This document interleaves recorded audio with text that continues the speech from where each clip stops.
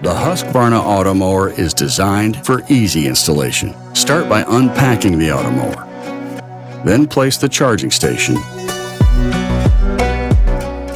Attach the power supply and begin charging Automower.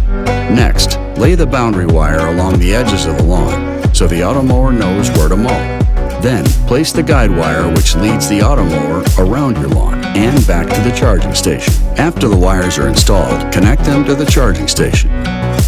Finally, use your smartphone to complete the installation with the Automower Connect app. Now sit back and let your Husqvarna Automower take over and deliver the perfect lawn 24/7.